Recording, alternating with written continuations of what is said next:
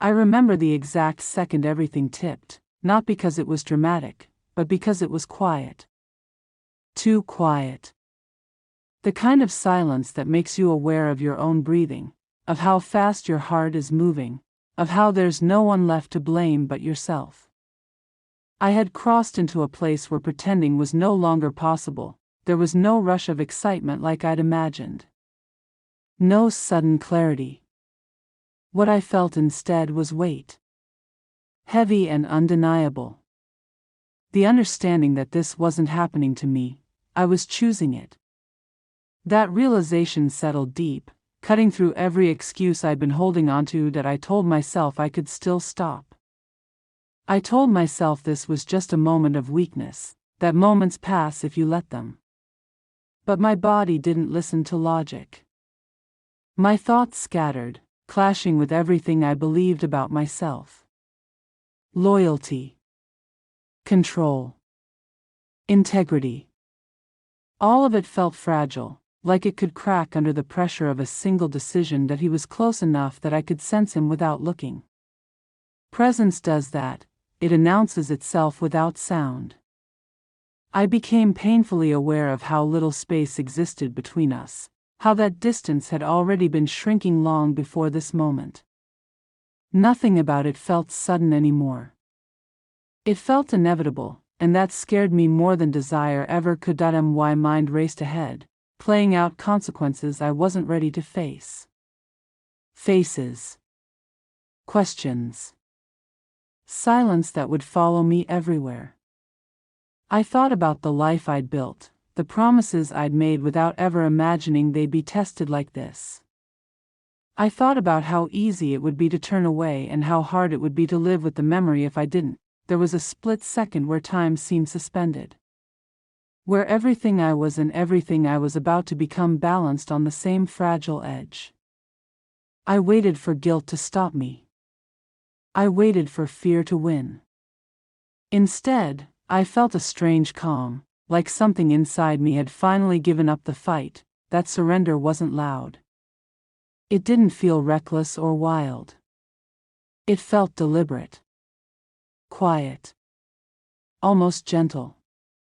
And that's what haunts me the most. I wasn't swept away. I stepped forward with open eyes. In that moment, I understood that crossing the line doesn't always look like chaos. Sometimes it looks like stillness. Like acceptance. Like allowing something you've been denying to finally take shape. The realization hit hard. Wanting had already changed me. This was just the confirmation that I didn't feel proud. I didn't feel powerful. I felt exposed, stripped of every excuse I'd used to protect myself from the truth. This wasn't about loneliness anymore. Or feeling unseen. This was about choosing to betray something solid for something uncertain and intoxicating. When it was over, there was no relief. Just a hollow space where certainty used to be. The silence returned, heavier than before, filled with everything I hadn't said and couldn't take back. I avoided thinking too far ahead because the future suddenly felt unstable, like one wrong step could collapse it entirely. I didn't regret it the way people expect you to regret things. Not immediately. What I felt was confusion. A tangled mix of guilt and longing, of shame and attachment. That combination scared me. Regret can be clean. This was messy. I realized then that I had changed the shape of my life without knowing what would replace it. There was no undoing what had happened, no version of the past where I could pretend this choice didn't exist. I had crossed into something permanent, even if no one else knew yet. The hardest part wasn't what I'd done. It was knowing I'd felt alive while doing it. That truth sat heavy in my chest, impossible to ignore. It forced me to question everything, what I wanted, what I deserved, and whether comfort was the same thing as love. As I stood there, surrounded by the aftermath of a decision I could never unmake, one thought repeated itself over and over: this moment would follow me. Into my silence. into my relationship, into every version of myself that came after. And no matter how carefully I tried to move forward, would never be able to say I didn't know what I was doing when I let everything change.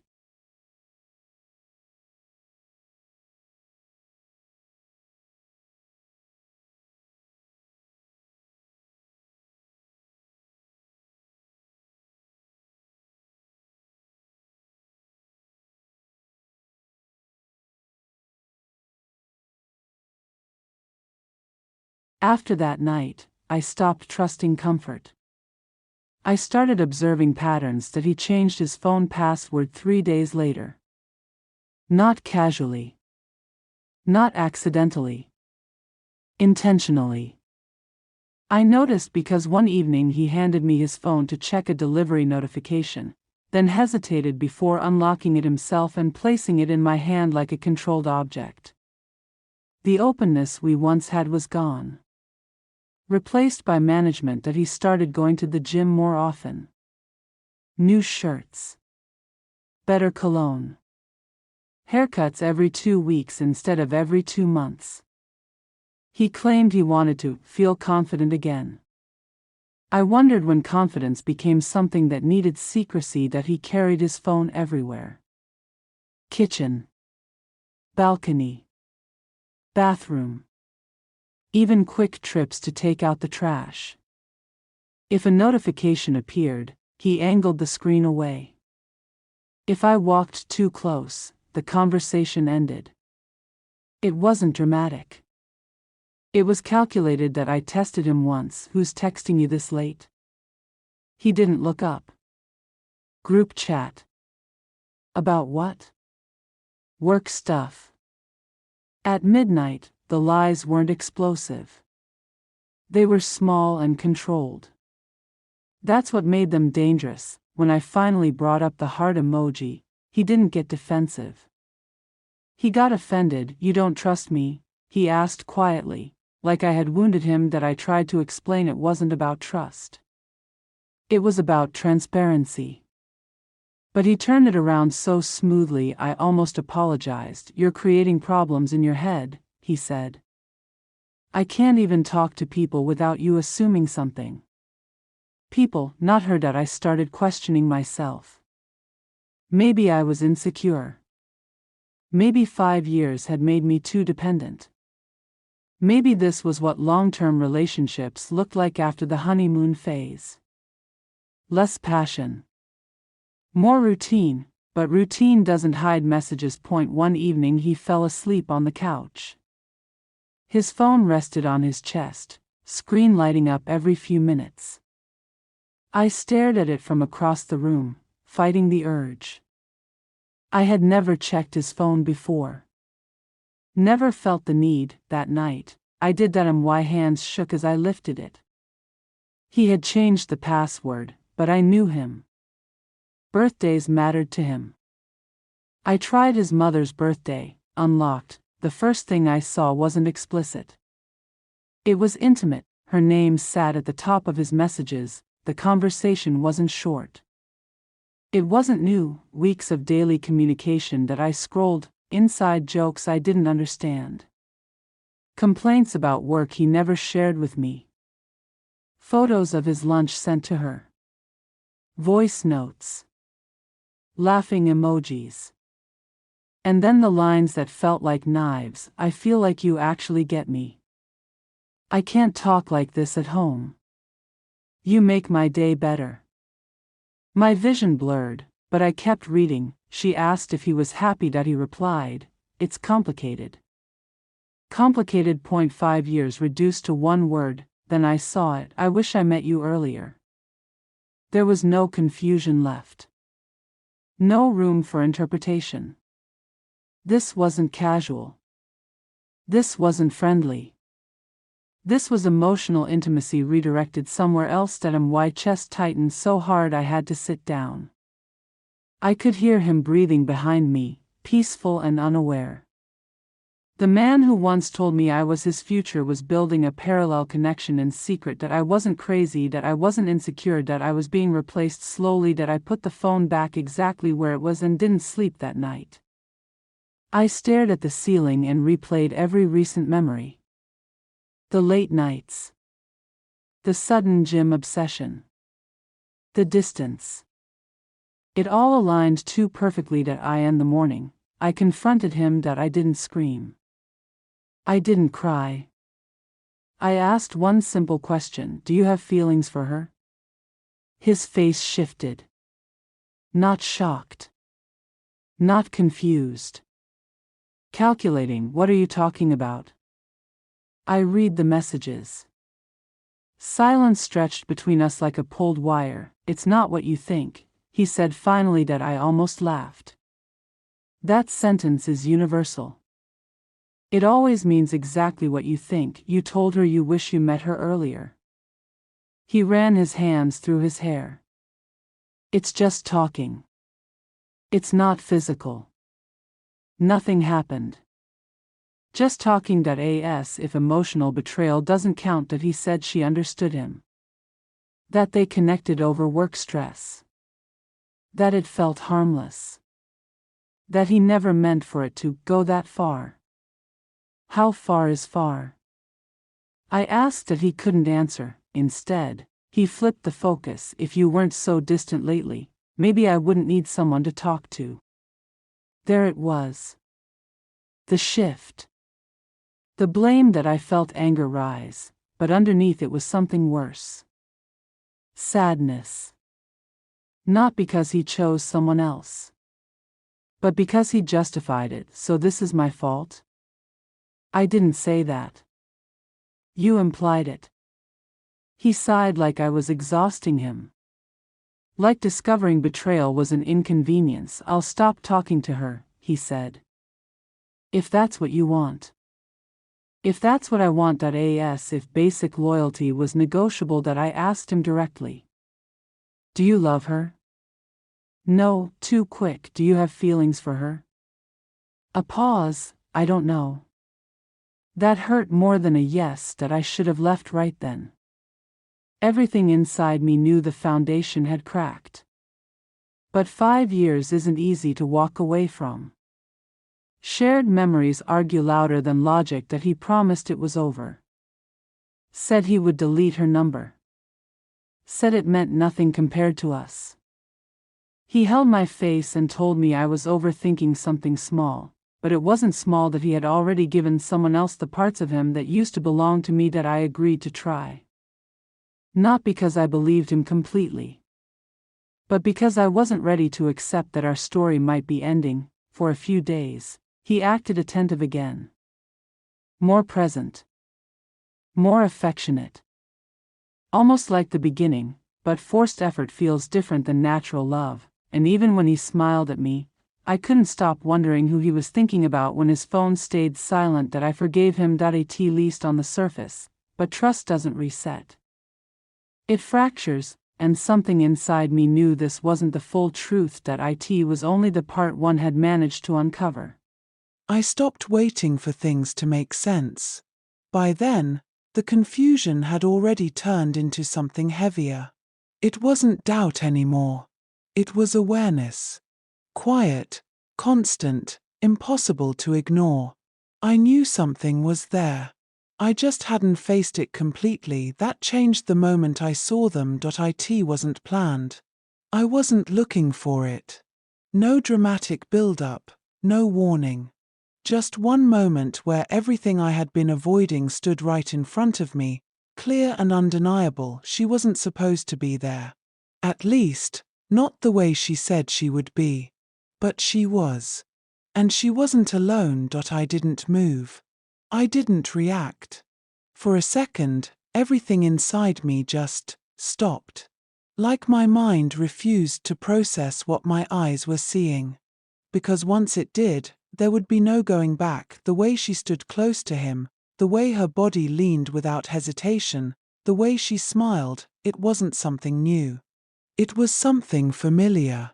Too familiar. I had seen that version of her before. It used to be for me. That was the moment everything connected. The late nights. The whispers. The distance. The small lies that never quite made sense. They weren't random. They were leading here all along, and I had let myself ignore it. I don't remember how long I stood there. Time didn't feel real anymore. It stretched in a way that made every second heavier than the last. I wasn't angry yet. I wasn't even sad. I was just empty, because the truth, when it finally shows itself, doesn't always hit like an explosion. Sometimes it just settles in quietly and changes everything without asking. I left before they noticed me, not because I was afraid, but because I needed a moment to understand what I was feeling. Confronting her right then wouldn't have given me answers. It would have just given me noise, and I didn't want noise. I wanted the truth. All of it. When I got back, she acted like nothing had happened. That part almost made it worse. The normal tone, the casual questions, the same routine she had been repeating for weeks. As if what I saw didn't exist. As if I didn't exist in that moment. I watched her carefully, not with suspicion anymore, but with clarity. Every movement felt different now. Every word had weight behind it. And for the first time, I wasn't trying to protect her image in my head. I was seeing her exactly as she was. Later, I asked her a simple question. Not aggressive. Not emotional. Just direct enough to break the pattern. Where were you today? She answered quickly. Too quickly. The same kind of answer she had given before. Confident. Smooth. Almost convincing, but this time, I didn't let it pass. I looked at her and held the silence just long enough for it to matter. And then I said it. I saw you. Everything changed in that second. Her expression didn't collapse immediately. It shifted slowly, like she was calculating how much I knew, how much she could deny, how far she could take it before the truth forced its way out. First, she denied it. Of course she did. Said I was mistaken. Said it wasn't what I thought. Said things that might have worked before, but not anymore. I didn't raise my voice. I didn't argue. I just repeated what I saw, calmly, clearly, without giving her space to twist it into something else. That's when the denial cracked, not completely. Just enough. She changed her approach. The explanations started coming. Half-truths mixed with excuses. Words designed to soften the impact without actually taking responsibility. It's not like that. It didn't mean anything. I was going to tell you. Every sentence felt empty. Not because of what she was saying, but because of what she had already done. I asked her one question that mattered more than anything else. How long? She hesitated again. That same pause. But this time, it was heavier. Some time, she said quietly. Some time. Those two words carried more weight than any detailed confession ever could. Because they told me everything I needed to know. This wasn't a mistake. It wasn't a moment. It was a choice. Repeated, deliberate, hidden behind every lie she had told me. That's when the anger finally showed up. Not explosive, not loud, but sharp. Controlled. The kind that cuts deeper because it doesn't need volume. All this time, you came back to me like nothing was wrong. She didn't answer because there was no answer that could fix that. I realized then that the betrayal wasn't just in what she did. It was in how she lived with it. How she looked at me every day and chose not to tell me. How she let me trust her while she was already giving herself to someone else. That's what broke something inside me. Not just the relationship. Me. The person I was with her, the version of myself that believed in what we had, that trusted without hesitation. That version didn't exist anymore. I could feel it slipping away as we stood there in silence. She tried to reach for me then. Not physically, but emotionally. Apologies, regret, explanations. Words that might have meant something if they had come before, but now, they just felt late, too late. I stepped back, not dramatically, just enough to create space. Because being close to her in that moment felt wrong in a way I couldn't explain. Like I was standing next to someone I didn't know, and maybe I never really did. That thought stayed with me as everything settled into silence again, and no more questions, and no more denial. Just the truth, sitting between us, impossible to ignore.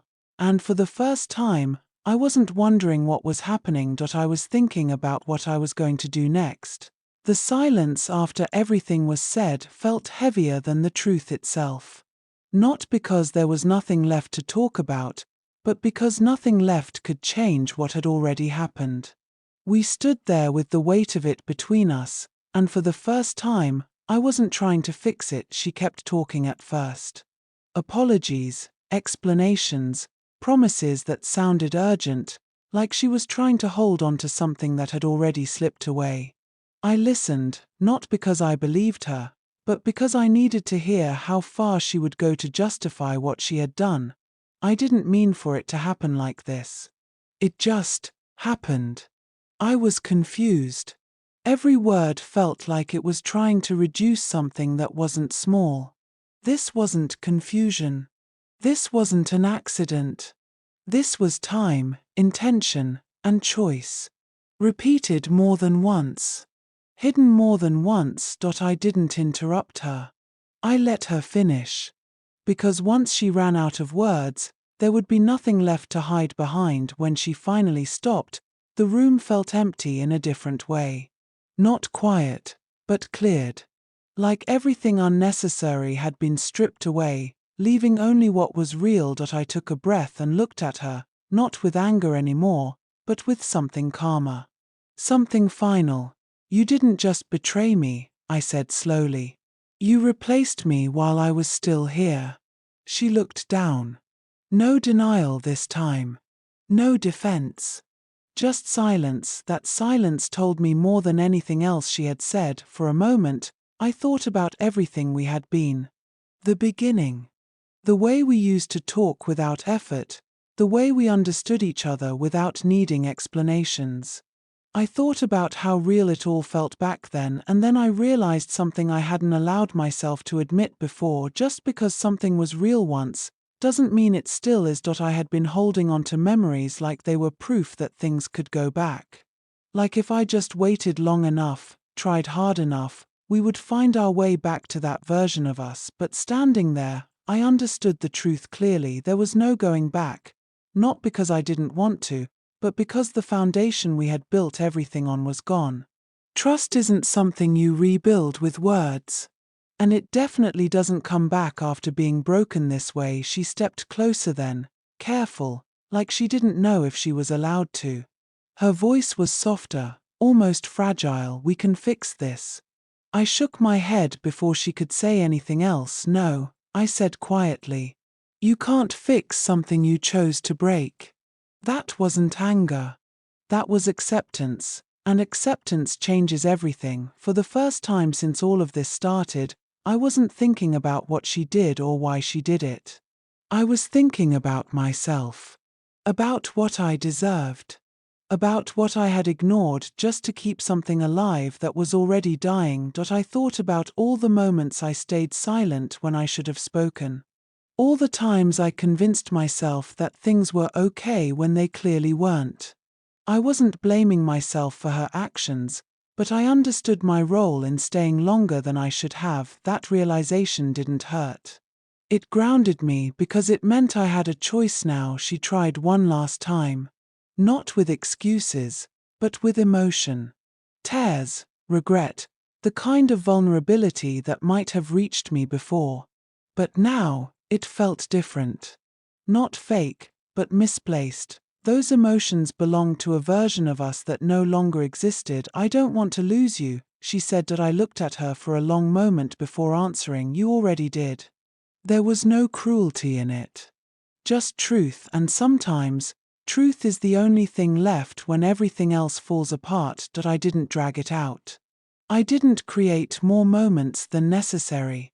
Because staying any longer would have only made it harder without changing the outcome. So I made the decision, not out of anger, not out of revenge, but out of clarity. I'm done, I said. The words felt heavier than I expected, but also freeing in a way I hadn't felt in a long time. Like I had been holding on to something that was slowly breaking me, and finally let it go. She didn't stop me. Maybe she understood. Maybe she didn't. At that point, it didn't matter. What mattered was that I finally chose myself. Walking away wasn't easy. It wasn't clean. There were still feelings there, still memories that didn't just disappear because the truth came out. But those things didn't control me anymore. For the first time, I saw the situation for what it was, not what I wanted it to be. And that made all the difference. I stepped away from everything we had built. I didn't feel strong. I didn't feel healed. But I felt something more important, certain that I deserved honesty, certain that love shouldn't feel like doubt, certain that staying would have cost me more than leaving ever could. And as everything settled behind me, one thought stayed clear in my mind. Sometimes, the hardest part isn't finding out the truth. It's accepting that once you do, there's no version of the story where you can stay and still respect yourself.